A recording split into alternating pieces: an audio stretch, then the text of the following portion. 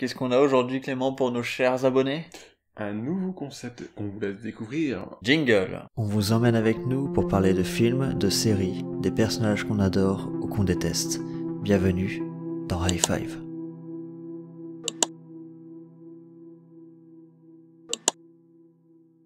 Voilà, j'espère que vous avez compris. De toute façon, c'est assez simple, hein, comme le dit le générique. De toute façon, il n'y a pas mille façons de le voir.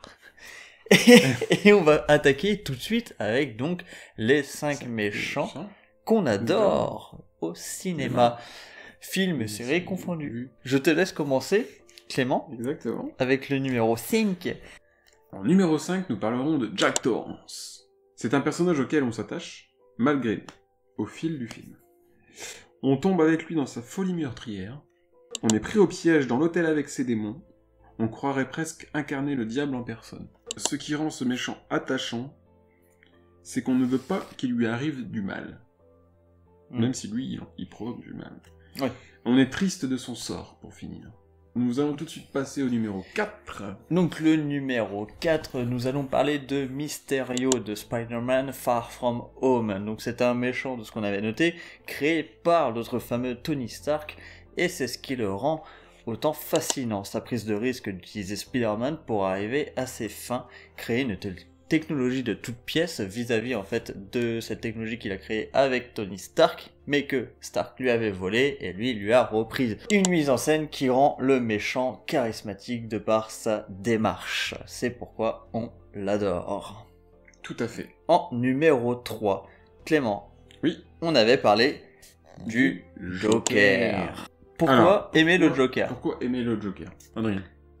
Question assez compliquée à répondre. Ouais, c'est assez compliqué parce que le Joker, en fait, reste un personnage assez développé de l'univers DC Comics, donc on va parler principalement du Joker de The Dark Knight, et pas du Joker d'Arthur Fleck, donc Joaquin Phoenix, du dernier Joker. Donc, si on l'aime, c'est vis-à-vis de ce développement de personnage assez tordu, assez viscéral, en fait, comme personnage qui décide, en fait, de tout contrer Batman sans pour autant le tuer, en fait. C'est vraiment lui faire du mal avant de le tuer lui, de le blesser lui physiquement. C'est plus en fait mentalement qui veut le blesser. Et c'est pourquoi on adore en fait le personnage du Joker, c'est qu'il change un petit peu les codes du méchant qui veut faire du mal au héros à tout prix. Voilà. Ok. Numéro 2. Numéro 2, nous allons parler de Thomas Wake. The Lighthouse. The Lighthouse. Le personnage est fourbe et il aide pourtant son partenaire Winslow.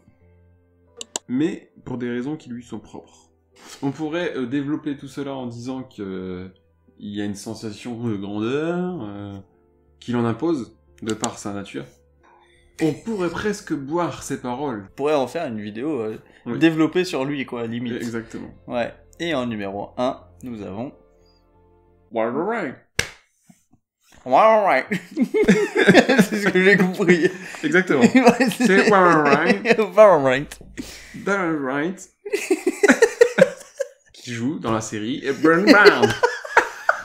En numéro 1, nous allons noter Walter White. Walter White. De Breaking Bad. Alors, c'est un personnage machiavélique. Oui. Qui pense faire le meilleur choix possible vis-à-vis de ses actes. C'est ça. Et qui pourtant, il continue à tuer pour protéger... Enfin, il continue. Il tue. Il tue, ouais, quitte à tuer, ouais. Et une fois qu'il tue encore. Ouais, voilà, c'est ça. Pour protéger sa famille, mais aussi la perdre. Ouais, d'un côté, oui. Et ça tue. Et ça tue. C'est ce qui est écrit, Adrien. Il n'en demeure pas moins humain de ses actions. Ce qui le rend iconique. Ouais. D'où le succès de cette fabuleuse série. Ouais. Donc voilà pour les 5 méchants au cinéma qu'on adore. J'espère, on espère, que vous avez apprécié ce petit high five. Et on se retrouve très vite pour un nouveau épisode de High Five.